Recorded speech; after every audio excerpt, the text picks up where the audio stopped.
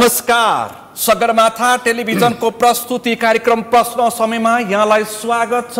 म सुनिल दाहाल। मुलुकको मूल राजनीति तरङ्गित भएको छ। चैत 15 गते काठमाडौँको तीनकुनेमा भएको महाध्वंस र त्यस पछाडि उत्पन्न विषय प्रसङ्गले देखेर मुलुकको मूल राजनीति तरङ्गित भएको छ। एक थरी मानिसहरूले अब व्यवस्था फ्याल्ने चेतावनी दिइरहेका छन्। सङ्घीय लोकतान्त्रिक गणतान्त्रिक व्यवस्थाको अब दाह संस्कार गर्ने भनेर राजावादीहरू मोर्चाबद्ध भएर सडकमा उत्रिसकेका छन् भने गणतन्त्रवादीहरू पनि एउटै किताबमा उभिने प्रयास गरिरहेका छन्, छलफल गरिरहेका छन्। व्यवस्था सकिन्छ कि बच्छ भन्ने पो सवाल जवाफ चलिरहेको छ र आम मानिसको चासोको विषय बनेको छ। सडकदेखि सदनसम्म विषय तातिएको छ र 17 वर्षमा गणतन्त्रमाथि यस्तो किसिमको प्रश्न किन उठ्यो विषय यहाँनिर छ। र अहिले व्यवस्था फ्याल्ने कि नेतृत्व परिवर्तन गर्ने, अवस्था बदल्न नेतृत्वकै व्यवस्था भन्ने विषय पनि बहसमा छ। राजनीतिक ध्रुवीकरणको पनि अवस्था रहेको छ। चरम निराशा र चरम अपेक्षाको बीच अहिलेको अवस्था सिर्जना भएको छ। त्यसकारण अहिलेको युवा पुस्ता पनि निराश देखिएको छ। यी सबै पृष्ठभूमि र यी सबै एजेन्डा र विषयवस्तुले मुलुकमा अब कस्तो खालको राजनीति स्थापित गर्न खोजिएको भन्ने चाहिँ सवाल उठान भएको छ। आज हामी विशेष गरी अहिले पछिल्लो समय राजावादी र गणतन्त्रवादीको आमुने सामुनेको विषयमा केन्द्रित रहेर छलफल गर्दैछौँ। आजको यो छलफलमा मसँग सहभागी हुनुहुन्छ नेकपा एमालेका नेता मोहन बानिया। यहाँलाई स्वागत छ। नमस्कार। त्यसैगरी आजको यो छलफलमा मसँग सहभागी हुनुहुन्छ नेकपा माओवादी केन्द्रका नेता गङ्गा बहादुर तामाङ। यहाँलाई पनि स्वागत छ। त्यसैगरी आजको यो छलफलमा मसँग सहभागी हुनुहुन्छ हिन्दू अभियन्ता व्यवसायी श्याम पाण्डे। यहाँलाई पनि स्वागत छ। यहाँहरू तिनैजनालाई म स्वागत गर्छु। अत्यन्तै विषय तातिएको छ। सामाजिक सञ्जाल मात्र होइन, सडकदेखि सदनसम्म विषय तातिएको छ। अब गणतन्त्र के हुन्छ भनेर। भानियाज्यू, गणतन्त्र के हुन्छ? तपाईले लडेर 65-63 को आन्दोलनमा र त्योसँगै 10 वर्षको युद्ध, त्योसँगै धेरै मधेस विद्रोह लगायतका विषयहरू जोडिएर आएको यो 72 को संविधान र त्यस पछाडिको यो सङ्घीय लोकतान्त्रिक गणतन्त्र के हुन्छ? साँच्चै धरापमा परेको म छलफल यहाँबाट प्रारम्भ गर्छु, त्यसपछि खास विषयमा प्रवेश गर्छु। गणतन्त्र के हुनु नि? गणतन्त्र सकिँदैछ। यो बेमौसमी बाजा हो। गणतन्त्र केही पनि हुन्न। तीनकुनेको गणतन्त्र त्यो तीनकुनेमा चाहिँ गरेको चाहिँ यो अत्यन्तै अमानवीय अराजक शैलीमा अनि अव्यवहारिक र आतंककारी शैलीमा चाहिँ तीनकुनेमा जुन घटना भयो यसको तीनकुने घटना आतंककारी हो। किनभने मान्छेलाई चाहिँ पत्रकारलाई चाहिँ त्यहाँ घरमा चाहिँ थुनेर चाहिँ आगो लगाइएको छ अनि भाटभटिनीमा चाहिँ अराजक शैलीमा चाहिँ लुटपाट भएको छ र तोडफोड भएको पनि छ। यो सुरक्षाकर्मीहरूलाई चाहिँ गाडीले चाहिँ पेलेर लगिएको छ। धेरै चाहिँ कति ढुङ्गामुढाहरू भएको छ। त्यसै कारणले चाहिँ अराजक शैलीमा यो आन्दोलन भनिँदैन। यी राजावादी पनि होइनन्, यी आतंकवादी हुन् अनि अराजकवादी हुन्, राजावादी होइनन्। यदि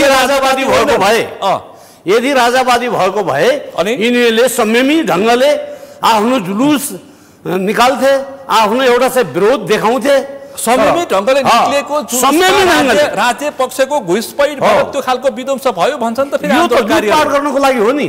लुटपाट गर्नको लागि, यो लुटपाट गर्नको लागि अस्तिको 15 गतेको आन्दोलन राजापातीको आन्दोलन लुटपाट हो। यो लुटपाट हो। यो म तपाईँसँग आउँछु। तामाङज्यू, 15 गतेको दुर्गा प्रसाईको नेतृत्व जन कमान्डर दुर्गा प्रसाई अहिले बेपत्ता छन्। त्यो आन्दोलन के हो? राजा फ्याल्ने, राजा ल्याउने के को आन्दोलन हो? तपाईँहरूको मोर्चाको त्यही दिन पनि अर्को तपाईँहरूको सभा थियो। चर्चा अहिले तीनकुनेको छ। के भन्नुहुन्छ? मुख्यतः अब दुईटा कुरालाई हामीले प्रश्न भन्नुहोस् है, दिनुपर्ने हुन्छ भन्ने लाग्छ। त्यो दिन हामी एउटा समाजवादी मोर्चाको विशाल सभा थियो काठमाडौँको भेरकुटी मण्डपमा। तपाईँहरूको शक्ति प्रदर्शन थियो अनि त्यो सभा र तीनकुनेको कार्यक्रमलाई कम्पेयर गर्ने हो भने यो आज मात्रै होइन, हिजो जो राजावादी भनेका र राजा भनेका अनि को चरित्रमा ठ्याक्कै फरक भइहाल्छ। जसले तीनकुनेको चरित्र के हो? राजावादी हो कि होइन? सनातन हिन्दू राज्य सहितको राष्ट्रता फर्काउने विषय हो कि होइन? खासै राजावादी भन्न त त्यहाँ लायक छैन। तर पनि हिजो राजा महाराजाहरूले अभ्यास गर्दै आएका जो चाहिँ अवस्था थियो त्यो चाहिँ ठ्याक्कै चरितार्थ भएको छ। उनको चरित्र जस्तो छ त्यस्तै भएको छ। अस्तिको उनले चाहेको जे थियो त्यही भएको छ। अस्तिको त्यो हिंसा भड्काउनेको त्यहाँ द्वन्द्व निम्त्याउनेको त्यो स्वाभाविक हिसाबले जो चाहिँ अभियानका र जो राजावादी भनेर जसले अभियानको कमान्डर भनेका थिए जन कमान्डर र त्यो कमान्डर चाहिँ दुर्गा प्रसाद वास्तवमा त्यो कमान्डरको चाहिँ उपचार गर्नुपर्ने हुन्छ। त्यसको उपचार गरेर पछि दुर्गा प्रसादलाई हिसाब किताब उसमा सही छैन भन्ने विषयमा हेर्नुपर्ने हुन्छ। त्यसो हो भने व्यवस्थालाई च्यालेन्ज गर्ने हो भने सामान्य नागरिकको घर चाहिँ फोड्दैन, आगो लगाउँदैन, पार्टी कार्य चलेको माधव नेपालको तोडफोड भयो, पार्टीका चाहिँ कार्यालयहरूमा आगजनी गर्दैन थियो। यो चाहिँ नितान्त यो अवस्तुवादी राजावादीहरू के भन्छन् शान्तिपूर्ण ढङ्गले तीनकुनेमा गर्न लागेको सभामा अश्रु ग्यास प्रहार गरिसकेपछि गोली प्रहार गरिसके पछाडि आन्दोलन भड्किएको भनेर भनिरहेछन् सुनिलजी। ल भन्नुहोस्। अब यो विगतलाई पनि हामीले विगतको अभ्यासहरूलाई पनि हेर्नुपर्ने हुन्छ। अनि राजा भएको बेला र अहिलेको चाहिँ अवस्थामा तपाईँको तक्तिक चाहिँ फरक चाहिँ तपाईँले कहाँ देख्नुभयो? हिजो पनि त्यो हिंसात्मक स्थितिबाट आइरहेको थियो, हिजो पनि तपाईँको निरङ्कुश तरिकाले शासन सत्ता सम्हालेको थियो। 15 गतेको चाहिँ त्यहाँ गएर उसले त्यो भएको महाध्वंस राजावादी जन कमान्डर दुर्गा प्रसाईको नेतृत्वमा गरेको कारबाही कसलाई गर्ने, म त्यो दोस्रो प्रश्न तपाईँलाई कारबाही कसलाई गर्ने फेरि आउँछु म। श्याम पाण्डेज्यू तपाईँ के भन्नुहुन्छ? तपाईँ अभियन्ता, हिन्दूवादी अभियन्ता, तपाईँ यस्तो छ। अब हाम्रो मान्यजीहरूले जुन कुरा सुन्नुभयो नि, मैले सुने। यहाँ म एउटा अभियन्ता मात्रै नभएर एउटा स्वतन्त्र नागरिकको हिसाबले म जनताको कुरा बोल्दैछु। अनि यहाँहरूले त्यो बेलामा दुर्गा प्रसाईको कुरा अब जोडौँ। यहाँ दुर्गा प्रसाईलाई त्यति बेला गर्दा खोज्दाखेरिमा आतङ्कवादी गतिविधि गर्यो भने 5000 सेना प्रहरीले के हेरेर बस्यो त्यहाँ नसमातेर? नम्बर 1। नम्बर 2, भित्र पत्रकार जलिरहेछ, माथि छतमा पुलिस बसेर तपाईँको असुल ग्यास प्रहार गरिरहेछ, गोली आन्दोलनकारी आग लागि गरेको आन्दोलनकारीले तलबाट गेट लगाएको। म त दिल्ली थिएँ, मैले न्युजमा सुनेको कुरा बोल्दैछु मैले। आन्दोलनकारीले तलबाट तपाईँको चाबी लगाएको छ, तलबाट माथि आगो लगाउन मलाई लाग्छ गएनन् होला। माथि पुलिसले असुल ग्यास प्रहार गरेछ, त्यो पनि डेट गएका प्रतिपक्ष दुवै नेताले त्यो आन्दोलनकारी गोली प्रहार गरेछ। म जनताको नाताले एउटा यहाँलाई क्वेसन गर्दैछु। गोली प्रहार भइरहेको छ। अब यहाँहरूले हिजोका विगतका, म पनि कुनै पार्टीमा थिएँ, हिजो हामीले पनि गणतन्त्र ल्याउनलाई बहुदलीय व्यवस्था ल्याउनलाई हामी पनि आन्दोलन गरे हौँ, धेरै तोड्या। कांग्रेस विचार छोड्नु भएको छ? मैले कांग्रेस विचारमै छु, तर कांग्रेसहरूले एमालेहरूले माओवादीहरूले आफ्नो विचार हिजोको सिद्धान्त छोडेको कारणले हामी अब एउटा यो देशलाई भद्रकोल हुन दिनु हुँदैन भनेर हामी एउटा जन आवाज भनौँ न। सनातन हिन्दू सहितको राष्ट्र संस्था आउँछ, हिन्दू सहितको राष्ट्र संस्था आउनुपर्छ यदि देश बचाउने हो भने। किन भन्दा यहाँहरूलाई हेरे त जनताले तपाईको देश पच्छ। यहाँ ज्ञानेन्द्रको कुरा छोडिदिनु, ज्ञानेन्द्र आफै आउँछन् कि नै छोडिदिनुहोस्। मेरो व्यक्तिगत ज्ञानेन्द्र राजा प्रचण्ड, केपी ओली, शेरबहादुरमा मेरो केही दुश्मनी पनि छैन, कोही मेरो आफ्नो पनि होइन। तर मेरोलाई यो राष्ट्र आफ्नो हो र यहाँका नागरिक आफ्नो हो। यिनीहरूले 20औं पटकसम्म तपाईँको पटक काङ्ग्रेस, एमाले, माओवादी, समाजवादी लगायतका व्यक्तिहरूलाई प्रधानमन्त्री बनाएर जनताले यहाँसम्म पुर्याएर अब जनताले सधैँ लाठी खानुपर्ने, सधैँ विदेशिनु पर्ने, भ्रष्टाचार गरेको ठाउँमा साक्षी भएर ताली बजाउनु पर्ने। यो मुलुकमा विकास निर्माण भएको 62-63 को आन्दोलन पछाडि व्यवस्था बदलेको, आम नागरिकमा अधिकारको पहुँच पुगेको, विकास निर्माण मेची महाकाली पुगेको तपाईँलाई पत्तो छैन? विकास निर्माण अब यहाँले जुन कुरा उठाउनु भयो, बिजुली, बत्ती, पानी, सडक, जुन बेलामा हामीले राष्ट्र संस्था फेक्ने बेलामा म सानो थिएँ, कागजको झन्डा लिएर हामीले मैले 4 ताले झन्डा बोक्थेँ। त्यति बेला हामीले ज्ञाने चोर, देश चोर, राष्ट्र संस्था मुर्दाबाद भनेर नारा लगाएको यो शरीर हो, यो हातले झन्डा बोक्या। तर माओवादीलाई पनि भोट दियो हामीले, किन भन्दा एकचोटि सरकारमा पुर्याउँ होला कि भनेर। 64 मा माओवादीलाई भोट दियो, किन भन्दा यो जनताले सधैँ कानको छेउबाट बमहरू, म बुटोलमा बस्थेँ, बुटोल ब्यारेकमा आक्रमण गर्दा हाम्रो घरको नजिकबाट गोली जान्थे। जनतालाई बाटोमा हिँड्दाखेरिमा शास्ति थिए, 1000 ठाउँमा चेकिङ हुन्थ्यो।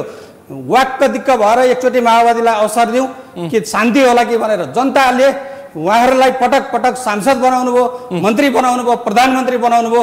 के गल्ती गरे जनताले? मेरो राजा कोही होइन, तर अब राजा चाहिँ आउनुपर्छ। लेनुहोस्, मान्छेमा आक्रोश। 17 वर्षमा तपाईँहरूले के गर्नुभयो भनेर उहाँले सवाल जवाफ गर्न खोज्दै हुनुहुन्छ। जवाफ दिनुहोस्। यो आक्रोश के भन्दाखेरि हो उहाँले 30 वर्ष पञ्चायती व्यवस्थाको चाहिँ के भएको थियो त्यो बुझ्नु फर्किन चाहिँ जरुरी छ।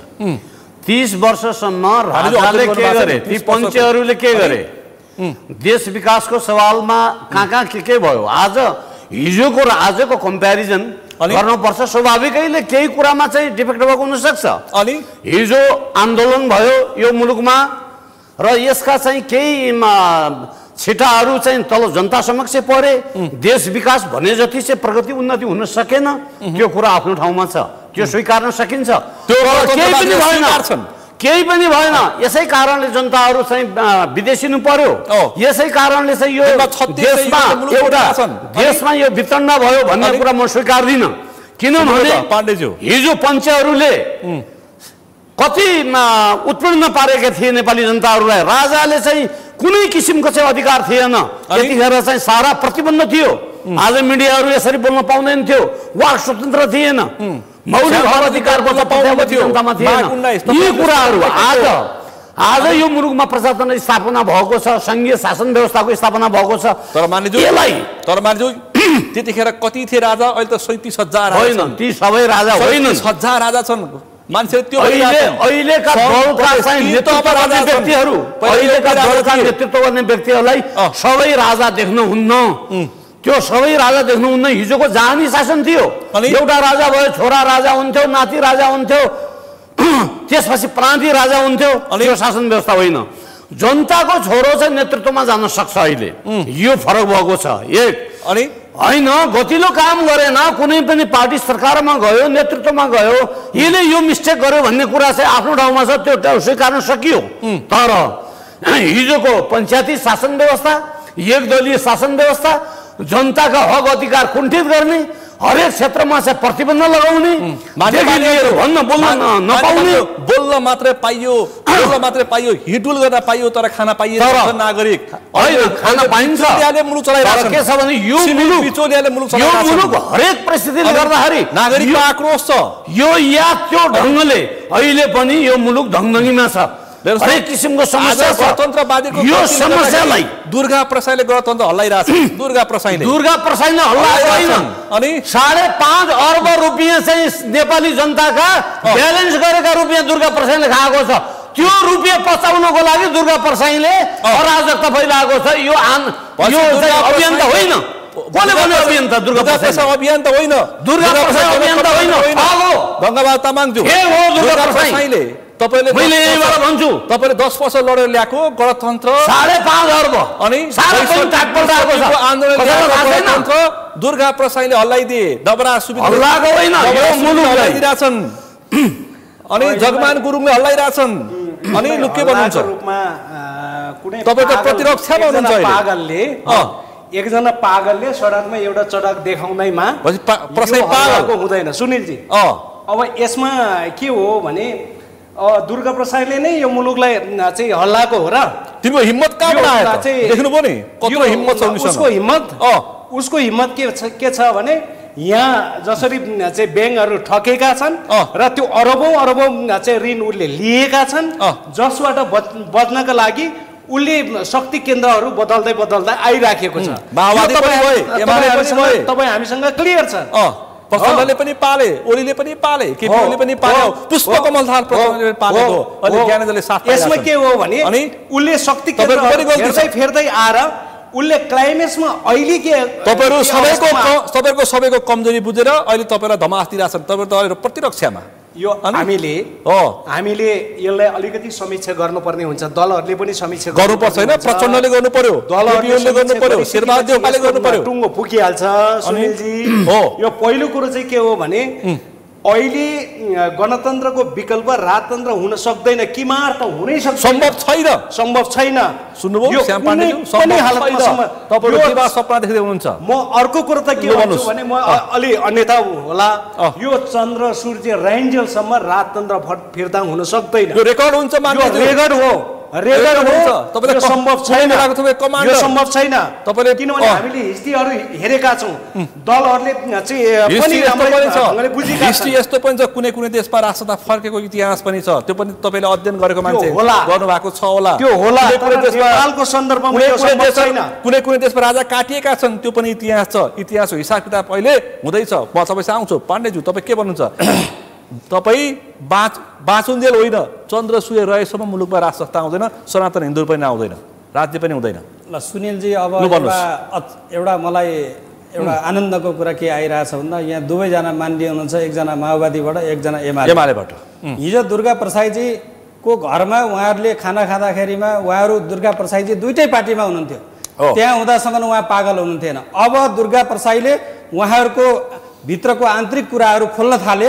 अब दुर्गा प्रसाई पागल भए अब यहाँ हेर्नु होला यहाँ स्पष्ट आफूसँग हुँदा त्यो मान्छे ठिक बाहिर गएपछि त्यो मान्छेलाई गाली गर्ने यो चरित्र कसैले पनि दुर्गा कसैले पनि सनातन हिन्दू राज्य सहितको राष्ट्रसत्ता फर्किन्छ कुरा सुन्नु ढुक्क सुन्नु राष्ट्रसत्ताको कुरा हामीले राष्ट्रसत्ता चाहेको थिएनौँ मैले भने त सुन्नुस् है हामीले कांग्रेसको झण्डा बोकेर राजा फेक्न हिँडेका मान्छे हो तर 20औं वर्षसम्म पनि उहाँहरूले लुटतन्त्र मात्रै मचाएर यहाँ हेर्नु होला सरकारमा गएर कुन दिन यहाँ मलाई आज एक दिनको रेकर्ड देखाउनुस् जनताको लागि निर्णय यो काम भयो भनेर सरकार गिराउने फेरि सरकारबाट बाहिरिएपछि केपी ओलीको सरकारले दिनुस् मलाई सुन्न दिनुस् सरकारबाट बाहिरिने बित्तिकै गोहीको आँसु यो काम भएन त्यो काम भएन जब आफू प्रधानमन्त्री हुन्छन् फेरि सिनको नबाच्ने सरकार गिराउने र भत्काउने फेरि सरकार गिराउने भत्काउने यी पार्टीहरूको रमिता भयो जनताले अब असह्य भइसकेछ राजा आवश्यकता मानेर होइन अब बाध्यता हो राजा आवश्यकता होइन आवश्यकता भए पहिले फालिन्थेन राजा बाहेक अब यहाँ हेर्नुला एकजना मान्छे देखाउनुस् कि देश गणतन्त्र फालिन्छ त्यसो भएदेखि तन्त्रसँग मलाई मतलब छैन राजा पनि एकतन्त्रीय हुन हुँदैन राजा पनि माघ 19 को ज्ञानेन्द्र शाह पनि आएर माघ 19 को ज्ञानेन्द्र शाह पनि हामी देखेको उनी पुरानो राजाले राजा बन्न खोज्नु पुरानो राजाले पनि राज संस्था सहित अनि 84% वैदिक सनातन ओमकार परिवारहरूलाई रातारात उहाँहरू लगायत कांग्रेस अन्य पार्टीहरूले रातारात नसोधिकिन तपाईको धर्मनिरपेक्ष राष्ट्र बनाएर नसोधिकिन उहाँहरूले बहुमतको अभ्यास गर्नुभएको छ सांसदमा उहाँहरूले बहुमतको अभ्यास गर्नुभएको छ संख्या गर्नुहुन्छ तर देशभरि 84% बहुसंख्यक वैदिक सनातन हिन्दू धर्म मान्ने ओमकार परिवारलाई उहाँहरूले बाहिर राखेर के गर्न खोज्नु भएको अब यही एजेन्डा बोकेको कमल थापा र राजेन्द्र लिङ्गदेनलाई भोट हाल्दैनन् जनताले अनि के गर्ने जनतालाई त उहाँहरूले यसरी नचाउनु भएको छ उहाँहरू सिपालु हुनुहुन्छ खेलाडी हुनुहुन्छ यही एजेन्डा एउटा एजेन्डा फेकेर अब यहाँ हेर्नु होला पम्पा वीरेन्द्र यहाँ एउटा कुरा छ वीरेन्द्रको सम्पत्ति स्विस बैंकमा 21 अरब डलर छ लिएर आएर हरेक जनतालाई गरिब जनतालाई 7-7 लाख 5-5 लाख बाँड्छौँ भनेर उहाँहरू सरकारमा जानुभयो दरबार हत्याकाण्ड भयो उहाँहरूले खोज्नु भएन मदन भण्डारी हत्याकाण्ड भयो उहाँहरूले खोज्नु भएन निर्मलाको बलात्कार काण्ड भयो उहाँहरूले खोज्नु भएन विभिन्न सुन काण्ड एनसेल काण्ड बोइङ काण्ड काण्ड अब यहाँ लेख्ने हो भने एउटा एक पन्नाले पुग्दैन भनेपछि अब जनताले अब यहाँले सुन्नुहोस् जनताले के को लागि उहाँहरूलाई पटक पटक सांसद बनाउने के को लागि मन्त्री मुलुक बनाउनको लागि मुलुक बनाउनलाई बोलेर मात्रै मुलुक बन्दैन शान्ति चाहियो पहिला त मान्छेको माइन्ड काम गर्न हिँडे मान्छे 50% उद्योग बन्द भए 50% काठमाडौँ लगायतका देशका सटर खाली छन् 50% युवाहरू विदेशी अब यहाँहरूले कसको मान्य हुने कसको मन्त्री हुने कसको प्रधानमन्त्री गणतन्त्र ल्याएको 17 वर्षमा त विध्वंस मात्रै गर्नु भएको रहेछ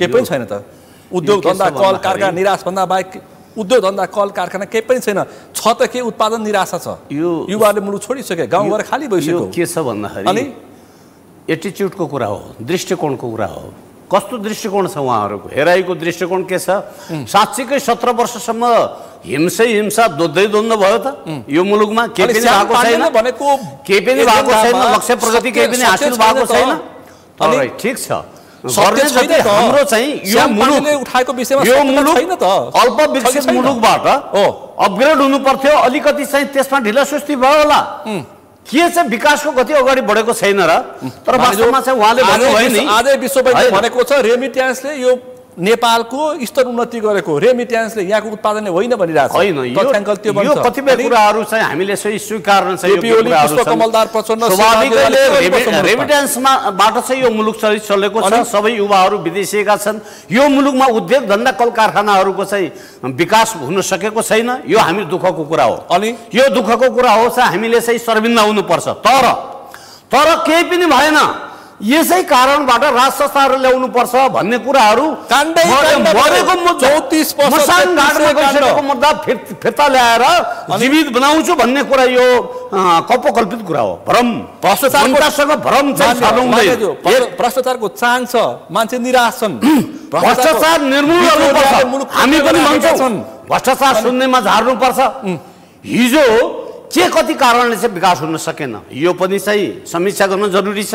आज पनि कहाँ भ्रष्टाचारमा डुबेका छन्। यत्रो दुर्घटना भइसक्यो अझ पनि केपी ओली, शेरबहादुर, पुष्पकमल दाहाल प्रचण्ड आत्मा समीक्षा गर्न तयार छैनन्। अनि होइन, यो समीक्षा गर्न जरुरी छ। नेपालले समीक्षा गर्न जरुरी छ। तर रहेको कुरा के छ भन्दा म थोरै कुरा के छ भने यो राज संस्था यो मरेको मुद्दा चाहिँ मसानघाटबाट फिर्ता ल्याउन सकिँदैन भन्ने कुरा एउटा ह्याका राख्नु पर्यो। एउटा विश्वमा 28 वटा मुलुकहरूमा मोनार्कीहरू छ। एउटा देश चाहिँ यहाँ छिमेकी देश भुटानमा चाहिँ एक्टिभ राज संस्था छ भने सबै मुलुकहरूमा खोपाका देउता हुन्।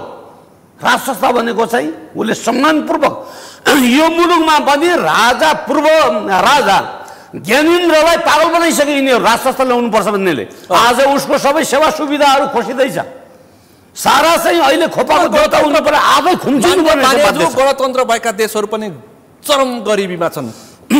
गणतन्त्र होइन, यो त कुन इन्डिकेटरमा नेतृत्व हो होइन, कुन इन्डिकेटरमा कुन नेतृत्वले के गर्दाखेरि गल्ती कमजोरीका कारण त्यो मुलुक विकासमा तल खस्केको छ भन्ने कुराहरू त्यसको हुन्छ। स्वाभाविकै हो। दुर्गा प्रसादलाई आक्षेप लगाएर बस्ने कि आफूहरू सच्चिने स्वाभाविक हिसाबले अस्ति 15 गतेको सभामा कमरेड प्रचण्डले हामीले आत्मसमीक्षा गर्नुपर्ने हुन्छ। कुनै न कुनै कारणले हाम्रो कमजोरीको कारणले यो आइराखेको छ कि यसलाई तपाईँको चाहिँ आत्मसात गरेर यसलाई आत्मसमीक्षा गरेर आगामी दिनमा कहिले गर्ने अब गर्नुपर्छ। स्वाभाविक हिसाबले गर्नुपर्ने हुन्छ। कुनै न कुनै क्षेत्रहरूबाट यस्ता तत्त्वहरू घुसिराखेका छ, यस्तो तत्त्वहरूको चाहिँ विकास भइराखेका छ तपाईहरुको गणतन्त्रमा। गणतन्त्रवादी कारण हो जसले चाहिँ विधिको शासनमा टिक्न सक्दैन। भुटानी शरणार्थी, ललिता निवास, भुटानी शरणार्थी, यति ओम्नी, वाइट बडी, गिरिबन्धु, यो स्वाभाविक हिसाबले अनि शिविर घोटाला सेरालाई निवारण गर्ने कानुन छ त। कति छ कानुनमा चाहिँ उ छ नागरिक के भन्छ त्यहीबाट चाहिँ काण्डले भइहाल्यो नि। काण्डले तपाईँ मान्छे मार्दैमा त्यसको काण्ड सिद्धिन्छ त सर। त्यही भनेको सक्दैन। माओवादी पनि हत्या गरेर सिद्धिन्छ त। त्यही भनेको मान्छे मारेर त्यही पनि मैले पनि त्यही प्रश्न गरेको। एमालेले झापा विद्रोह गरेर आएका हुन्, माओवादीले 10 वर्ष द्वन्द गरेर 17,000 को ज्यान लिएर आएका हुन्। हो त्यसैले के भन्छ अहिले राजावादीहरू यहाँ अनि लोकतन्त्र, प्रजातन्त्र अथवा गणतन्त्र यो विधिको शासन हो। विधिको शासनमा जाने हो।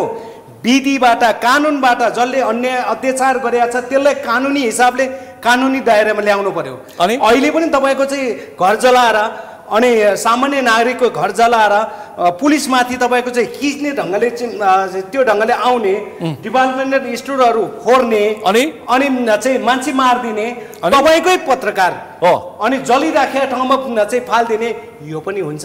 यसले यो त सम्भव छैन। सनातन हिन्दू राज्य त संस्कारी हुनु पर्यो। सनातन हिन्दू राज्यको तपाईहरु पक्षधर हो भनेदेखि यसरी ज्यान लिने, तोडफोड गर्ने, फोड्ने, मान्छे मार्ने, विध्वंस गर्ने कहीँ आउँछ संस्था?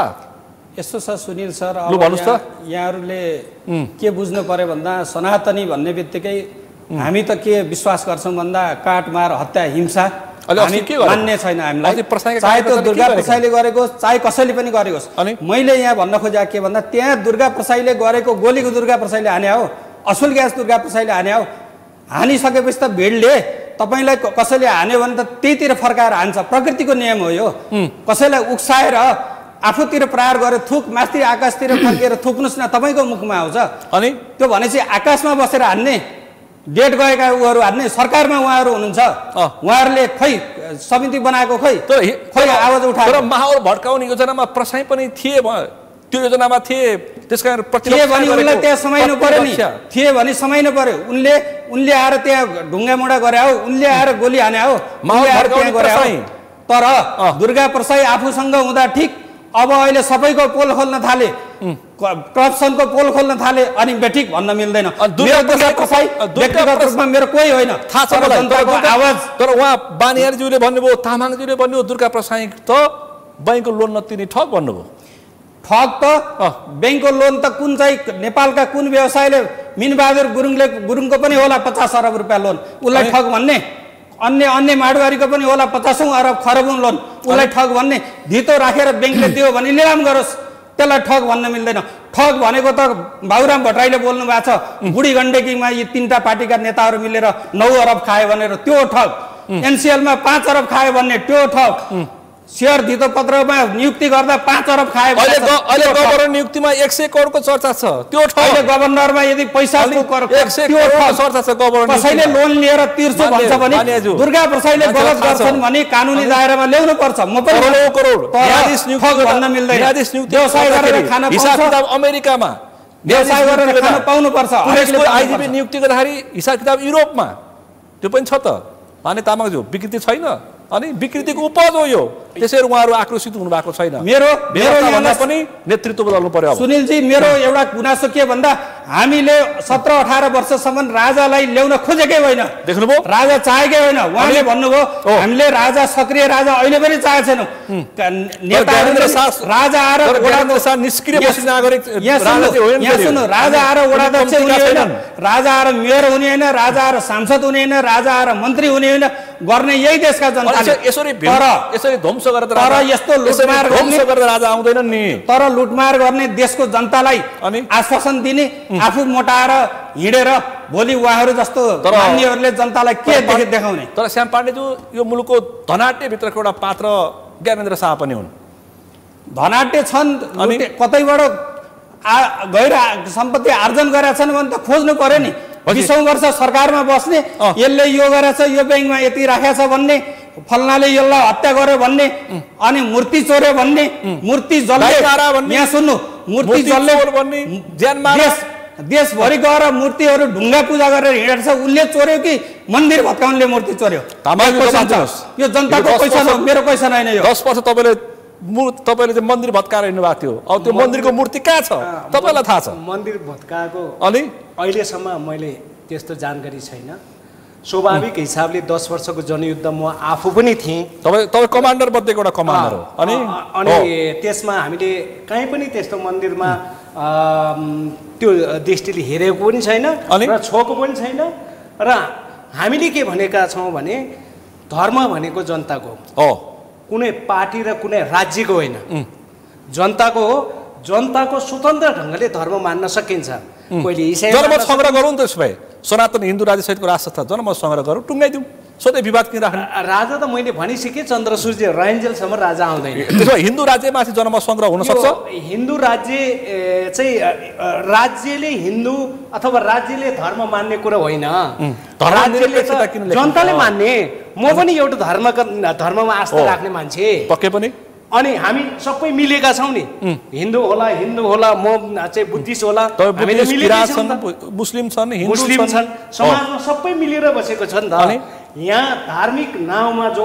अराजकता र विखण्डन जो चाहिँ गर्न खोज्दैछ जो 72 को संविधान तपाईँले लेखेको होइन रहेछ किन युरोपियन युनियन युएसआइडी को पैसा लेखेको रहेछ त्यसकारण यो 72 को संविधान प्रति प्रश्न उठ्यो अर्का लेखेको संविधान छ अहिले यो विषयमा जाँदा चाहिँ अलिकति हामी चाहिँ ठिक ठाउँमा पुग्दैन किनभने अहिलेको 72 संविधान नेपाली जनताले लेखेको नेपाली जनताले लेखेको संविधान सभाबाट यो संविधान लेखेको यो संविधान जसरी लेखेको छ सबै नेपालीको एउटा भावना अभिव्यक्त भएको छ यो सबै नेपालीको भावनाको अभिव्यक्त हो एउटा दस्तावेज हो यसलाई आत्मसात गरेर जानुपर्ने हुन्छ जसले यसको विरुद्धमा 72 को संविधानको विरुद्धमा कोही गयो भने ज्ञानेन्द्र शाहले जान्छु भनेर भनिसके ज्ञानेन्द्र शाह के हो त ज्ञानेन्द्र शाहलाई त अहिले जेलमा हाल्नुपर्छ मेरो मत हो भने जेलमा ल्याउनु पर्छ, उसले पक्राउ गर्नुपर्छ, गर्नुपर्छ।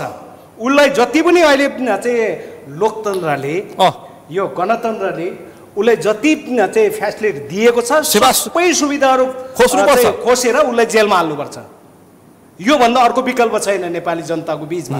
72 को संविधानमा बोल्ने मौलिक अधिकार पनि दिएको छ, बोल्न पाइन्छ, अनि फाल्न त पाइँदैन, आगोमा फाल्न त पाइँदैन नि। बोल्न पाइन्छ, आगो लाउन पाइँदैन नि, बोल्न पाइन्छ। घुसपैठ भएको गणतन्त्रवादीको घुसपैठ हो रे त्यो। यो कहाँ हुने गणतन्त्रवादीहरूको चाहिँ त्यहाँ थियो त, त्यहाँ पनि घुसपैठ प्रचण्डसँग फोटो खिचेका मान्छेहरू, केपी ओलीसँग फोटो खिचेका मान्छेहरूको अनुवाद देखिएको छ त्यहाँ, देख्नु भएन सामाजिक सञ्जालमा। यो हुन पनि सक्छ, किनभने पेनिटेसन हुन पनि सक्छ। मोहन बानेज्यू तपाईले घुसपैठ गर्नुभयो, मोहन बानेज्यू तपाईले घुसपैठ गर्नुभयो। म कांग्रेसमा थिएँ, उहाँले छोड्नुभयो, मैले छोड्दिएँ। वा सनातन हिन्दू राज्यको पक्षमा उभिसक्नुभयो, यस्तो पनि होला निराशाले। किनभने चाहिँ तपाईँको चाहिँ दुर्ग भनेपछि ज्ञानेन्द्र शाहलाई हत्कै लगाउनु पर्छ, सिधा लाउनु पर्छ, जेलमा ल्याउनु पर्छ। यो कानुनी दायरामा नल्याइकन सुकै छैन। तर अहिलेको मुभमेन्ट शक्तिशालीहरूको पछाडि सहयोग छ, त्यो हुन सक्छ। त्यसकारण तपाईँहरूको केही पनि लाग्दैन कसरी हुन्छ। जसरी गणतन्त्र आयो त्यसै गरी सनातन हिन्दू राज्य सहितको राजसत्ता आउँछ भनिरहेछन् राजावादीहरूले। तपाईँहरू कहाँ हुन्छ? राजा आउँछ, कहाँ आउँछन्? माघमा आउँछ, साली नदीमा नेवारै जान्छ। हो स्वस्थानीमा आउँछ, स्वस्थानीमा यो लाउने देशको राजा आउँछ, लाउने देशको नेपालको लाउने देशको राजा आउँछ, साली नदीमा नुहाएर जान्छ। यो के छ भन्दाखेरि बिना अर्थको चाहिँ हामीले चाहिँ बहस गर्न जरुरी छैन। होइन विध्वंस भइसक्यो, हुँदैन कल्पनै गर्न सकिन्न त्यत्रो ध्वंस जुन एउटा चाहिँ तानाशाही राज संस्थालाई 250 वर्ष शासन गरेको राज संस्थालाई हामीले चाहिँ सारा नेपाली जनतालाई चाहिँ जनताले गर्दाखेरि चाहिँ हामीले चाहिँ किक आउट गरेर 17 वर्षमा जनताको मानसिकता बदलिएको पनि राज संस्थाको बारेमा हामीले त्यो कुरा बहस गर्न जरुरी छैन। अर्को कुरा चाहिँ के छ भन्दाखेरि एकछिन कुरा सुन्नुहोस्, गोली हान्यो, त्यो माओवादीले गरेको चाहिँ सभामा गोली किन चलेन? समाजवादीले गरेको सभामा किन चलेन? गणतन्त्रवादी भनेका तिनीहरू हुन्, तिनीहरूले चाहिँ यो मुलुकमा अशान्ति हुनु हुँदैन, यो मुलुकमा भ्रष्टाचार हुनु हुँदैन, यो राजाका नाममा कुरा सुन्नुहोस्। केपी ओलीले प्रचण्ड माता नेपालको शक्ति प्रदर्शनलाई पनि शक्तिशाली देखे आज। होइन त्यो होइन, शक्तिशाली होइन, अनि यी आततायी व्यक्ति हुन् संसदमा। कुरा सुन्नुहोस्, तिनीहरूले आन्दोलन गरेर चाहिँ आतंक हो त्यो। कुरा सुन्नुहोस्, यो लुटपाट हो, विध्वंस हो। भिरकोटी मण्डपको चाहिँ के हो? ओली प्रचण्ड र भिरकोटी मण्डपमा सभा, उनी सभा हो, त्यो सभा हो, स्वाभाविकले शान्तिपूर्वक गरेका छन्। त्यसको प्रशंसा प्रशंसा होइन, आफ्नो ढङ्गले प्रशंसा गरिसके। आन्दोलन रेलिङ हान्ने, मान्छेलाई चाहिँ घर जलाउने, गोली हान्ने काम त गरेको छैन नि त। अरू त्यो कुरा चाहिँ बितुकको कुराहरू हामीले गर्न जरुरी छैन। तर रह्यो कुरा एउटा कुरा के भन्दाखेरि राज संस्थाको नाममा, राजाका नाममा, राजा ज्ञानेन्द्रका पूर्व राजा ज्ञानेन्द्रको नाममा अहिले चाहिँ राजा आउँछ भनेर चाहिँ यो मुलुकलाई शान्तिपूर्वक भएका विकास निर्माणहरू पनि हुन नदिने, यो मुलुकलाई शासन व्यवस्था पनि राम्ररी चल्न नदिने, विध्वंस बनाएर यो मुलुकलाई फेलियर कन्ट्री बनाउने चाहिँ यिनीहरूको चाहिँ अवाञ्छनीय गतिविधिमा लागेका तत्त्व। मान्य मोहन बानेजी एउटा जवाफ दिनुहोस् त, विषय गम्भीर छ। के जवाफ के प्रश्न भन्दाखेरि म भन्छु, ल मानौ तपाईहरु यति ठूलो संख्यामा गणतन्त्रवादीहरू हुनुहुन्छ, तर ज्ञानेन्द्र शाह अहिले रक्षात्मक अवस्थामा छन् मानौ, तर उनले के आधारमा आँट गरिरहेछन्? एक्का छ होइन, अब उनले त्यो आँट गर्नु भनेको सामान्य आँट हो, यो ठुलो दुर्दशा लाग्नु हो पूर्व राजा ज्ञानेन्द्रलाई। सपोर्ट गरिरहेछ। वास्तवमा चाहिँ उनी चुप लागेर बस्न जरुरी छ। नेपाली जनताले जति सम्मान दिएर सुरक्षा दिएर उनले पूर्व चाहिँ आफ्नो पहिलेकै चाहिँ बसिआएको दरबारमा बसेका छन्। अस्ति गएको चुनावमा तपाईहरुको मत कति हो समान पार्टी? अनि किन चल्दैन? मतको कुरा छोड्नुस्। 28 लाख, 29 लाख, 12 लाख, 16 लाख, 11 लाख मत तपाईहरुको त प्रत्यक्ष समानुपातिकमा आएको हिसाबले गर्दा पनि 1 करोड त तपाईले एकचोटिमा निकाल्न सक्नुहुन्छ। तर यदि राप्रपालाई नै मान्यो भने खोइ त मत, तर पनि उनीहरूले राप्रपासँग अरू पार्टीलाई दान्ने कुरा होइन। अनि राजाको नाम लिएर उसले भोट मागेको छ, एजेन्डा राजाको नाम लिएर आन्दोलन गरेको छ, एजेन्डा बोकेको छ। यो एजेन्डा के को एजेन्डा बोक्नु हिन्दू राज्यको कुरा छ नि रिलिजन भनेको चाहिँ के छ भन्दाखेरि यसमा चाहिँ यसमा आन्दोलन भयो भने संसारको खतरनाक चाहिँ आन्दोलन रिलिजन धर्म सम्बन्धी हुन्छ त्यो हामीलाई थाहा छ विश्वका कुनै पनि हिजोदेखिको पौराणिक कालदेखिको लगभग 2000 वर्षदेखिको यताको चाहिँ इतिहासलाई हेर्दाखेरि धर्म सम्बन्धी धेरै काटमार भएर चाहिँ करोडौँ मान्छेहरू मरेको छ नेपालमा पनि आउने खतरा होइन आउँदैन अर्को कुरा के छ भन्दाखेरि यो मुलुकलाई धर्मनिरपेक्ष राज्य बनाइयो कुरा सुन्नुहोस् तपाईँ धर्मनिरपेक्ष राज्य भनेको के भन्दाखेरि सबै जात जाति भाषा धर्मका मान्छेहरूलाई सम्मान गरेको थियो धर्म सापेक्ष चाहिँ हुँदाखेरि चाहिँ पनि त्यही थियो धर्मनिरपेक्ष हुँदाखेरि अहिले के उलटपलट के भएको छ तर हिन्दूहरूको मनमा चोट पुगेको छ यहाँ भारतमा चाहिँ त्यो मोदीले नरेन्द्र मोदीले हिन्दू राज्य कायम गर्नु पर्दैन 80 करोड चाहिँ हिन्दूहरू बस्छन् भारतमा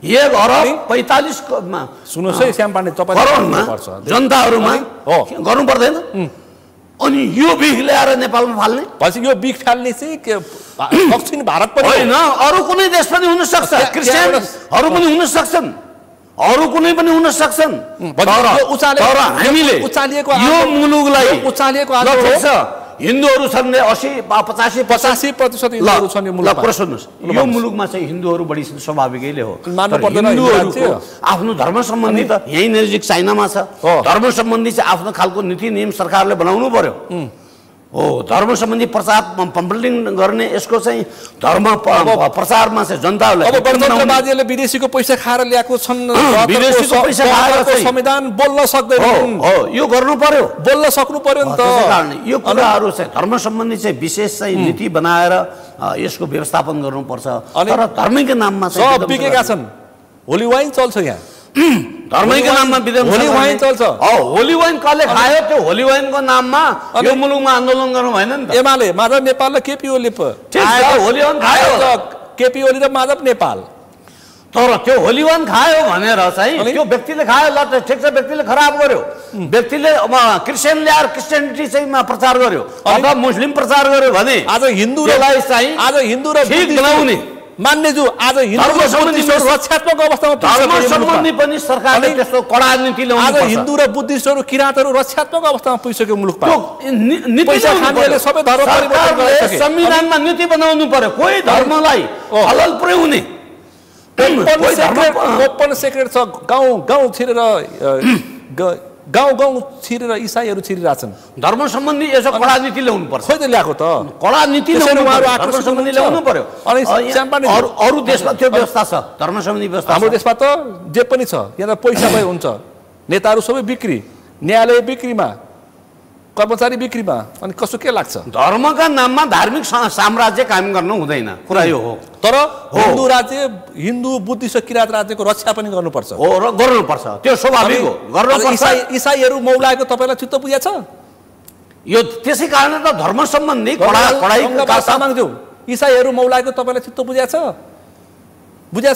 अब यसले के भन्छ स्वाभाविकैले बुझ्नु त हुँदैन हिन्दू राज्य भनेपछि सबैको आस्था र विचार आस्थामा तर जबरजस्ती धर्म परिवर्तन भएको तपाईलाई चित्त बुझेछ मैले यहाँ धर्मको कुरा गर्नुपर्छ भन्ने मलाई लाग्दैन जहाँसम्म धर्मको चाहिँ एउटा रेलको डब्बामा त्यहाँ राजा आउँछ हो त्यो राजा आउँछ के अब अहिले कांग्रेसले भनिसक्यो रेलको डब्बामा राजा आउँदैन हिन्दू धर्म मात्रै आउँछ भने हस्ताक्षर गरिसक्यो कांग्रेसले शशाङ्क कुराले बोलिसके शेखर कुराले बोलिसके यो सम्भव छैन कुनै चाहिँ मान्छेले मलाई सनातन हिन्दू राज्य मात्रै पनि आउन सक्छ मुलुकमा विचार उच्चारण गर्न सक्छ तर त्यो सत्य होइन राजावादी भन्न सक्दैन हिन्दू राज्य बुद्धिस्ट राज्य किराँत राज्य हुन्छ भनिसके राजावादीहरूले सुनिलजी अनि म यति मात्रै भन्छु राजा एकजना राजा अहिले एउटा भाष्य चाहिँ स्थापित गर्न खोज्दैछ यो चाहिँ 700 हो अनि कति चाहिँ राजाहरू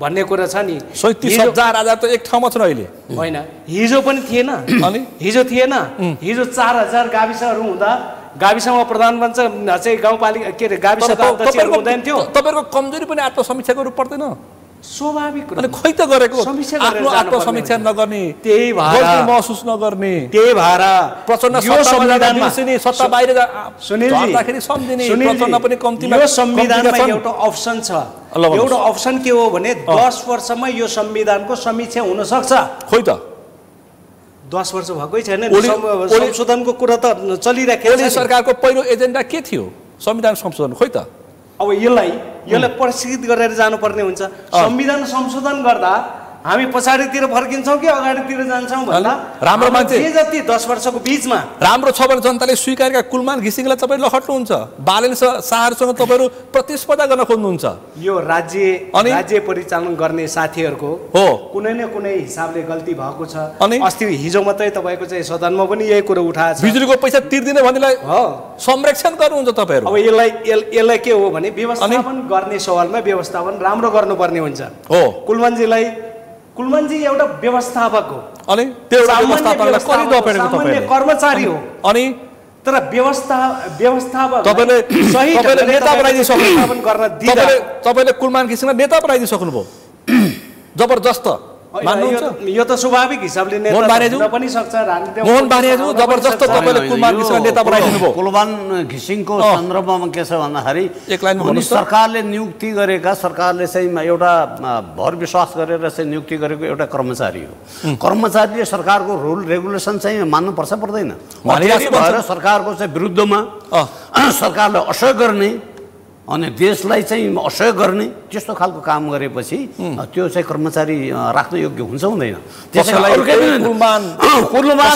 कुलमान घिसिङ राम्रो मान्छे हो मैले अहिले पनि भन्छु कुलमान घिसिङ राम्रो मान्छे हो तर भन्नुहुन्छ हैन तर अटेरी भएर सरकारका चाहिँ निर्देशन पालन नगर्ने सरकारले अवज्ञा गर्ने मन्त्रीको निर्देशन पालन नगर्ने प्रधानमन्त्रीको पालन नगर्ने मन्त्रीको गलत अवज्ञा गरेपछि एउटा कार्यपालिकाको कर्मचारीले चाहिँ कसैको स्वार्थमा जे मलाई गर्ने चाहिँ अधिकार छ त्यति हो छैन नि एक लाइनमा तपाईको आउँछु म यस्तो छ अब सुनिलजी अब मान्यजीहरुलाई मेरो व्यक्तिगत रूपमा हाम्रो उहाँहरु मान्य भनेको मेरो देशको मान्य हो मैले पनि सम्मान गर्नुपर्छ तर विचारको कुरा गर्दाखेरिमा मैले अघि पनि यहाँलाई भने मैले सबै पार्टीलाई हेरेको भोट पनि दिएको सहयोग पनि गरे केपी ओलीको किडनी बिरामी हुँदा हामी पशुपतिमा पनि गएको ठीक भइदियोस् देशको लागि आवश्यक हो भनेर तर उहाँहरु अहिले पार्टीको हुनुहुन्न उहाँहरु गुटमा हुनुहुन्छ उहाँहरु सबैलाई हेर्नुस्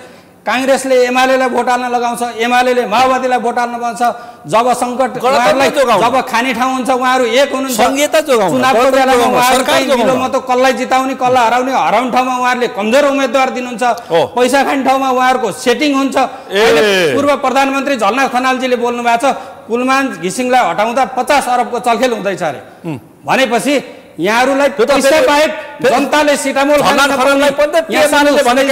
सुनिलजी जनताले सिटामोल खाने पैसा लिएर विदेशीले परेछ घरमा सहकारीले लिलाम गर्दैछ बैंकहरुले लिलाम गर्दैछ घर खाली छ मान्छेले कोठा भाडा तिर्न सकेको छैन स्कुलको फी महँगो छ अनि यहाँ एउटा कोठामा बसेर दुईटा बच्चा पढाउन एउटा कर्मचारीले सकेको छैन जनता सरकारी कार्यालय जाँदा त्यही कुटिनु पर्ने त्यही लुटिनु पर्ने मन्त्रालय गयो त्यही लुटिनु पर्ने भ्रष्टाचार व्यापारीले पनि तिनैलाई लुटेका छन् जनता कहाँ हो जाने गणतन्त्र आएको छैन गणतन्त्र भनेको जनता हो कि गणको राज्य हो यो तन्त्रको मात्रै नाम हो कि जनता पनि भएको गणतन्त्र आएको छैन त्यसो भए मुलुक हामी गणतन्त्रको विरोधी होइन तर उहाँहरुले जे गर्नुभयो यो समयमा व्यवस्था आफ्नो पार्टी अध्यक्ष हरेकले विरोध गर्छ श्याम पाण्डेज्यू नेता खराब कि व्यवस्था खराब होइन सबै व्यक्ति खराब भए गोडादेखि लिएर तपाईको लुट्दै ठेक्का अब एउटा असार मसान्त आउँदैछ यहाँले नोटिस गर्नुस् अब 11 महिना काम गर्दैनन् बाटो पिच गर्दैनन् अब असार मसान्तमा विकास गर्ने भन्दैनन् यो बजेट सक्ने भन्छन् बजेट सक्ने असार मसान्तमा बजेट सक्ने हो भनेर जथाभावको क्वालिटी बिल गराएर ठेकदार गोडादेखि केन्द्रसम्म भ्रष्टाचार छ पाण्डेजी यो मुलुक कसले चलाइराछ हजुर यो मुलुक कसले चलाइराछ मुलुक त्यही यहाँ गम्भीर संकट छ यहाँ मुलुक कसले चलाछ प्रधानमन्त्रीलाई थाहा छैन के भइराछ भन्ने जनता मरेको थाहा छैन अब यहाँहरूले दुर्गा प्रसाद त सीमित बिचौलिया माडवाडीले चलाइरहेछ। दुर्गा प्रसाई भनेको व्यक्तिको ठुलो कुरा, मेरो पनि दुर्गा प्रसाई कोही नाता होइन, तर एउटा विचार जनताको समस्या लिएर आएको कारणले जुन जुन कुरामा दुर्गा प्रसाईले गलत गरे भने हामी समर्थन गर्दैनौँ। गलत कुरामा चाहे दुर्गाले गरोस्, चाहे राजाले गरोस्, चाहे केपी ओलीले, चाहे प्रचण्डले भोग्नुपर्छ गलतलाई, तर आफूले पनि नगर्ने, अर्कालाई गर्न नदिने र अर्कालाई गलत साबित गर्ने, यो चाहिँ गलत हो। उहाँहरूले अहिले यहाँ सुन्नु, जल कमान्डर गायब छन् अहिले। उहाँहरूले अहिले राजालाई चाहिँ राजा 15-17 वर्षसम्म गाउँ गाउँमा हिँड्दा कुनै दिन नेताहरूलाई गाली गरेको सुन्नु भएको छ? कुनै दिन अपशब्द बोलेको सुन्नु भएको छ? कुनै दिन कसैलाई केही बोलेको सुन्नु भएको छ? राजाको नाम लिएर कसैले भोलि तपाईँसँग आउला, म राजाको नाम लिएर चन्दा माग्न आउला अरे, त्यो राजा जिम्मेवारी हुने हो? यो चाहिँ नमिल्ने कुरा गरिसक्यो, दाह संस्कार गरिसकेको छ भन्नुहुन्छ उहाँहरू। यो के छ भन्दाखेरि विदाई भइसकेको राजाले किन चलखेल गर्नु पर्यो? गाउँ गाउँमा गएर वितरण किन मचाउनु पर्यो? एउटा कुरा।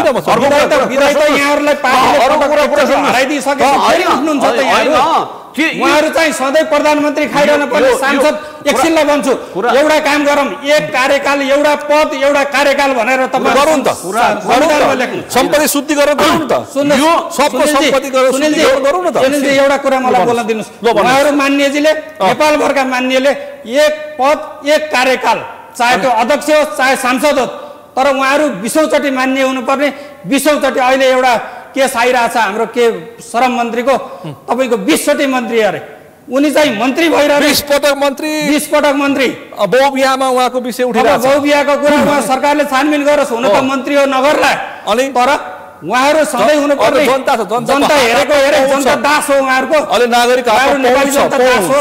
अनि हामीले पनि भोट दियो, हामीले स्वेच्छाले राजा खोजे होइन, राजालाई हिजो खोपीमा गएको राजालाई हामीले यहाँ किन राजा चाहिएको थियो? गङ्गाबहादुर तामाङज्यू, जबरजस्त तपाईँको कारणले राज संस्था आउने खतरा बढेको रहेछ। तपाईँहरू सुध्रेको भए 17 वर्षमा यो मुलुकमा राम राज्य स्थापना गरेको भए यस्तो अवस्था आउँथ्यो? नागरिक आउँथे सडकमा, दुर्गा प्रसादको 25 मान्छे लाग्थे। सुनिल सर, यो गणतन्त्र भनेको यस्तो सुन्दर चाहिँ तन्त्र हो। त उहाँले व्यवस्थाको विरोध गर्नु भएन, शासकहरूको विरोध गरिरहनु भएको छ। ठिक छ, तपाईँले सकिनु पर्यो, यसलाई चाहिँ अन्यथा मान्दैन। अनि अब यो गणतन्त्र भनेको त्यस्तो सुन्दर हो जसको सौन्दर्य विरोध गर्न पाइन्छ। अनि आवधिक चुनाव हुन्छ, आवधिक चुनावमा हराउन पाइन्छ नि त। श्याम पाण्डेज्यू, चुनावी राजा ल्याइसकेपछि चुनावी प्रतिस्पर्धा गर्नु पर्यो, उसको गर्भमा आइसकेपछि उसलाई सलाम गर्नुपर्ने हुन्छ। राजसत्ता आइसकेपछि प्रतिस्पर्धा हुँदैन। अरे बाबा, मैले भनिरहेको छु, चाहे मैले अघि पनि भनिसकेँ, राजा आए पनि यही दल, राजाको त यो 3 करोड जनता हो नि, उहाँहरू पनि राजाको जनता हो। उहाँहरूको नजरमा पार्टीको राष्ट्रपति हुन्छ व्यक्ति, एउटा पार्टीको राष्ट्रपति, राजा त सबै हो। मोहन बारियाले प्रतिस्पर्धा गर्न पाउँछ। राजा आए तर शासन गर्ने उहाँले हो। तपाईले प्रतिस्पर्धा गर्नु। सुनिलजी, 46 को संविधान गर्ने कांग्रेस एमाले माओवादी राप्रपा मधेसवादी नै हो, तर राम्रा मान्छे गर्ने मान्छेले गर्ने हो के? गङ्गाबहादुर तामाङ सधैँ एउटाले गर्ने, 46 को संविधान सम्झिनुस्, यति बुद्ध हुन्छ उहाँको भनाइमा। यो सम्भव छैन, आउँदैन 46 को संविधान। पछाडि फर्किँदैन, इतिहास अगाडि बढ्छ, विज्ञानको नियम अगाडि बढ्छ हो र पछाडि फर्किँदैन, यो विज्ञानको नियम हो। विज्ञान पनि फेल खान्छ, प्रविधिले फेल खान्छ। उहाँहरूले एक्सिडेन्ट हुने कुरा हुन्छ, कुनै प्रविधिमा त्यस्तो आउँछ, त्यो हुन्छ, तर यो समय र सन्दर्भ, यो समाज विकासको प्रक्रिया भनेको यो पछाडि आउँदैन। संसार उहाँले इतिहास फर्किनु भनेको संसारभर अब संस्कृत पढाइ हुन थाल्यो। हिजो संस्कृतलाई, वैदिक सनातन धर्मलाई छिछि गर्नेले संस्कृत पढाइ हुन थाल्यो। अब फर्किने नफर्किने कुरा होइन, राम्रो संस्कार राम्रो संस्कृति लिनुपर्छ, चाहे जुनसुकै पार्टीले लिनुपर्छ भन्ने। अहिलेको राज्य व्यवस्था, अहिलेको शासन यति चाहिँ सुन्दर छ जसले विरोध गर्न पाइन्छ। व्यवस्था सुन्दर भयो, शासक कुरूप भए तामाङज्यू, शासकलाई पाटा कस्नु पर्यो। अब 84 मा फेराउन सर, फेरौँ त, मतदान गराउँ न, जाउँ त, हराइदिउँ न प्रचण्डलाई, हराइदिउँ न केपी ओलीलाई, देउवालाई, शेरबहादुर देउवालाई हराइदिउँ न।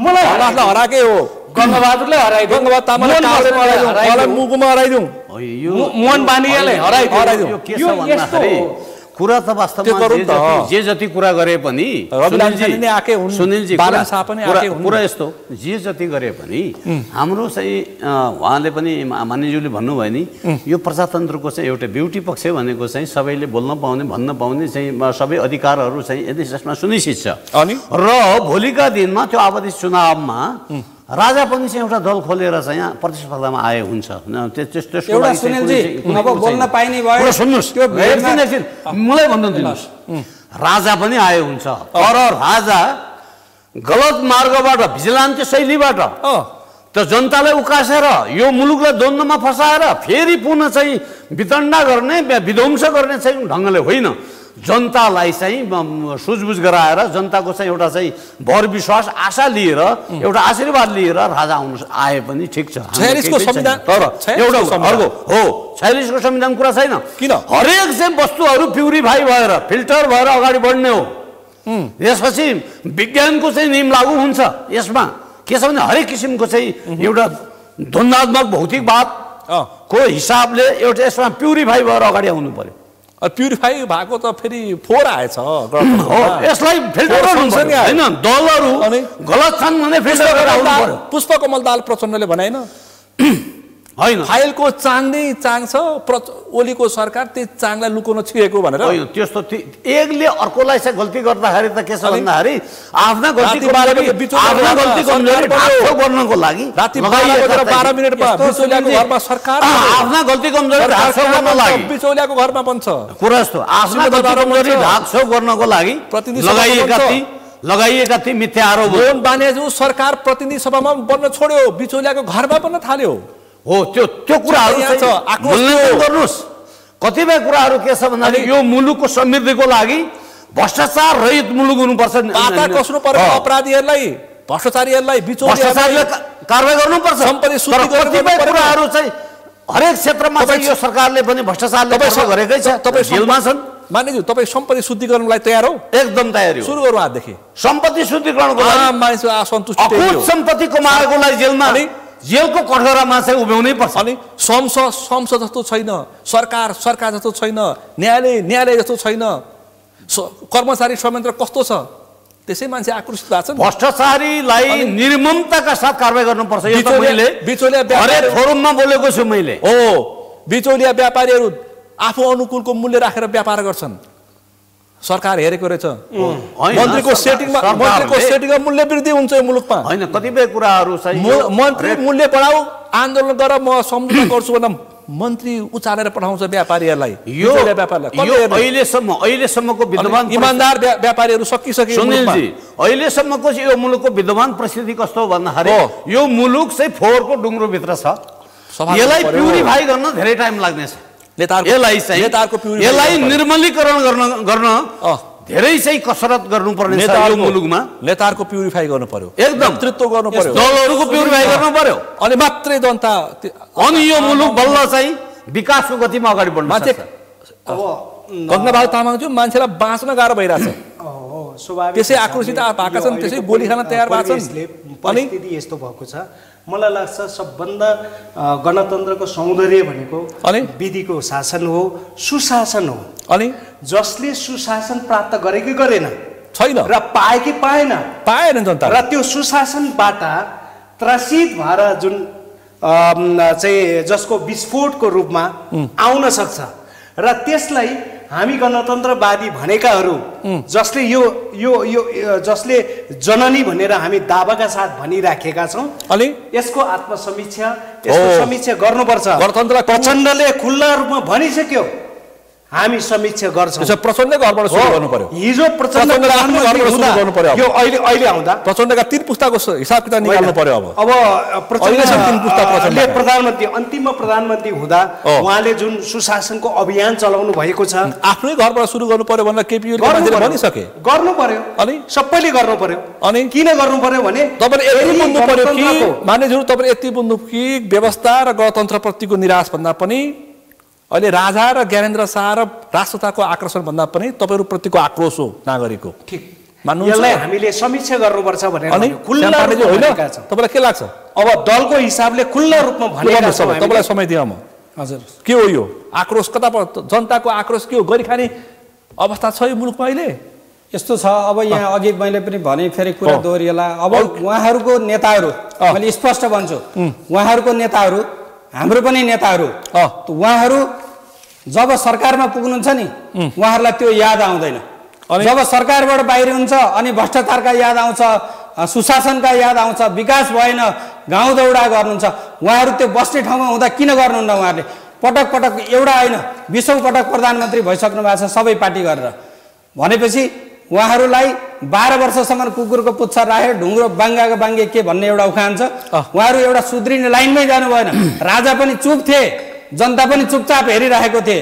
अब अति भयो। 50 मैले अघि भनिसके व्यापारीहरू धाराशाही भइसके। ज्ञानेन्द्र शाहले मुलुकमा रामराज्य ल्याउँछन्। अब उहाँहरूले शिक्षा स्वास्थ्य, म पनि एउटा पार्टीको कार्यकर्ता हो, शिक्षा स्वास्थ्य निःशुल्क गर्ने भन्नुभएको थियो। आजसम्म 20औं वर्ष उहाँहरूले के हेरेर बस्नुभयो? जनताले फी तिर्न सक्दैनन्, कोठा भाडा तिर्न सक्दैनन्। उहाँहरू सुशासनका कुराहरू खाली भइसके, सुशासनको कुरा चुनावमा गएर उहाँहरू फेरि सेटिङ गर्नुहुन्छ। आफूले हार्ने ठाउँमा कमजोर उम्मेदवार दिने, आफूले जहाँ जहाँ जित्नुपर्छ त्यहाँ सेटिङ गर्नुहुन्छ। यो दल एउटै छ, यो दल एउटै छ, यो देखाउने मात्रै हो, नाम मात्रै। खाने बेलामा एकै ठाउँमा बसेर खाने हो। यो कुरा क्लियर हुनुहोस् तपाईहरु। जनताको अनुहार मात्रै फरक, एउटै हो, प्रवृत्ति एउटै हो, प्रवृत्ति एउटै हो। उहाँहरूले हेर्नु होला। नत्र हैसिया उहाँहरू माओवादी बन्द गरेर आएको मान्छेले कांग्रेसको रुखमा भोट, कांग्रेस मुर्दाबाद, भारतीय विस्तारवाद कसरी उहाँले गाउँको मूल्य तोकेर तोकाउने सँगै बसे सरकारमा। हजुर, अनि त्यो पनि छ विचार, हिसाब किताब त्यहाँ पनि छ। गंगाबहादुर तामाङज्यू अनि अहिले संहिता कति घाँडो भएको छ? संहिता धान्न नसक्नु भइसक्यो। गणतन्त्रको एउटा नियम र एउटा सिद्धान्तमा अनि सबै मिल्न सक्नेहरू एक ठाउँमा हुन्छन्। कहिलेकाहीँ हामी गठबन्धन गर्छौँ। अहिले पनि गठबन्धनको सरकार चलिराखेको छ, हिजो पनि गठबन्धनको सरकार चलि नै राखेको थियो। भोलि तपाईँको चाहिँ एकअर्कामा एलायन्स गर्दा त्यो अन्यथा होइन। मानेजु स्वार्थमा हुनु भएन, मुलुकको जनताको स्वार्थमा हुनु पर्यो। तपाईँको संहिता कस्तो छ? 1 वर्षमा 4वटा मुख्यमन्त्रीले शपथ ग्रहण गर्छन् मुलुकमा। यो 7वटा प्रदेशमा कति मन्त्री छन्? होइन, यो चाहिँ कति बिक्री छ? हिजो 30 वर्ष शासनमा त्यो खराब भयो भनेर फ्यालेको फेरि त्यही खराब ल्याउनको लागि हो? यही हो कि होइन? होइन होला नि त पक्कै पनि। तपाईले भन्नुभएको जस्तै ज्ञानेन्द्र आउनसाथ खराब फ्यालेर खराब ल्याउन खोजेको हो? होइन, यो त काल्पनिक कुरा हुन सक्छ। मानेजु अहिले अवस्था ठिक छैन। होइन, यो के छ भन्दाखेरि संहिताप्रति वितृष्णा चाहिँ जगाउने कुरा होइन। यसलाई चाहिँ आशावादी हुनु पर्यो। यहीँनिर छिमेकी देश भारतमा 13 पटक संशोधन भएको छ। खोइ त कानुन देखो। होइन, ठिक छ। संविधानमा चाहिँ भएका गल्ती कमजोरीहरू, जनताका चाहिँ हरेक किसिमका चाहिँ बाधा व्यवधानहरू अड्काउ छ, समस्या छ भने चाहिँ संशोधन हुन सक्छ। दोस्रो कार्यकाल भारतमा पनि अनि अर्कालाई गाली 13 पटक संशोधन भएको छ। भारतमा चाहिँ अहिले बल्ल चाहिँ संविधानको चाहिँ एउटा चाहिँ स्मुथ तरिकाले चाहिँ गएको छ। तर नेपालमा पनि हामीले आशा गरौँ संहिता खराब हो भन्ने होइन, यसलाई चाहिँ संशोधन गरेर संहिता खराब त्रुटि कमजोरीहरू सच्याउनु पर्छ। अनि नेता सुध्रिनु पर्छ, दल सुध्रिनु पर्छ। अब कहिले सचिने? तुरुन्त सचिन, राजावादीहरू वरिपरि आइसक्यो, इमिडिएट सचिन पर्छ। त्यो हामीले खाना अमिठो भयो भन्दैमा दिशाको याद गर्ने होइन, सचिने कि खानालाई सुधार्ने हो। मोहन बानियाज्यू सचिने कि नसचिने? अब सचिनु पर्छ। राजावादी सबै सचिनु पर्छ, सचिन जरुरी छ। सचिने गंगाबहादुर तामाङज्यू सचिने कि नसचिने? नम्बर 1 मा सचिने होइन, सचिनु पर्छ। यसको समीक्षा गर्नु पर्यो। गर्ने हामीले कहाँ गल्ती भयो, हाम्रो गल्तीबाट किन यस्तो चाहिँ स्थिति आउँदैछ, आत्मा समीक्षा गर्ने कि दुर्गा प्रसाईहरूलाई अनि नवरा सुनीलाई गाली गरेर बस्ने? आत्मा समीक्षा गर्ने। पहिलो कुरो त आत्मा समीक्षा गर्नु पर्यो। होइन, आत्मसमीक्षा गर्नुपर्छ। यो धमिलो पानीमा माछा मार्नेहरूको लागि चाहिँ ट्रिटमेन्ट गर्नको लागि आत्मसमीक्षा गर्नै पर्छ। एउटा सुनिलजी, अब जनताले सुनिराख्नु भएको छ। अन्तिममा उहाँहरू पटक पटक चुनाव जित्ने, फेरि गल्ती गरेपछि समीक्षा गर्छु भन्न पाउने, राजा ज्ञानेन्द्रलाई नपाउने? के नियम एउटै हुँदैन? राजा यो देशको नागरिक होइन? समीक्षा राजाले पनि गर्न पाउनु पर्छ। उहाँहरू सुन्नु मेरो कुरा, उहाँहरू हामीलाई सरकार, हामीलाई मन्त्री बन्न, हामीलाई सांसद बन्न छैन, उहाँहरू नै बन्नुहोस्, फेरि मान्य तपाईँहरू नै बन्नुहोस्। तर यो देशमा सधैँ द्वन्द्व हुन भएन। सानो जन्मिएको बच्चा स्कुल गएर या कतै गएर आउँदा घर सुरक्षित आउँछ कि नै? बाटोमा पछाडि हिँड्दै गर्दा गोली खाएर आउँछ कि भन्ने अवस्था सबैले सम्झनु हो। राष्ट्रता फर्किँदैन हो, 250 वर्षसम्म फर्किँदैन उहाँले फर्किँदैन गर्नुभयो कुरा यस्तो 250 वर्षसम्म फेलियर भइसकेको राज संस्था अब फर्किने कुरा हुँदैन। यो कल्पना गर्नुहुन्न, कल्पना नगर्नु। त्यसै कारणले अब यो लोकतन्त्रलाई फर्किन्न भन्ने कुरा भोलि अब मैले यहाँ बोल्नु परेन, अब समयले बोलिरहेछ। उहाँहरू यही हुनुहुन्छ, मलाई पनि यही बोलाउनु होला। फर्किन्छ कि फर्किन्न समयलाई त्यति बेला थाहा समय सक्यो। तपाईँहरू तीनजनालाई विशेष रूपमा आभार व्यक्त गर्न चाहन्छु। आज हामीले विशेष गरी अहिले राज संस्था र गणतन्त्रवादी आम्ने सामने भएका छन्। फ्याल्ने र जोगाउनेमा यतिखेर प्रतिस्पर्धा, टिप्पणी, विश्लेषण आफ्नै किसिमको आशंका देखिएको छ। के हो त, साँच्चै नै राज संस्था आउँछ या साँच्चै गणतन्त्र फ्यालिन्छ या गणतन्त्रवादीहरू के गर्छन् या राज संस्थावादीहरूले कसको हिम्मतमा गणतन्त्र फ्याल्ने प्रयास गरेका हुन्। आज हामीले यही विषयवस्तुमा केन्द्रित रहेर छलफल गऱ्यौँ।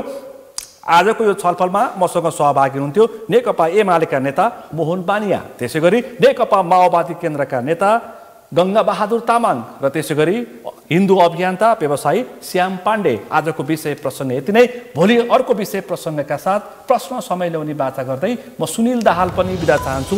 सगरमाथा टेलिभिजन हेर्दै गर्नुहोला। नमस्कार।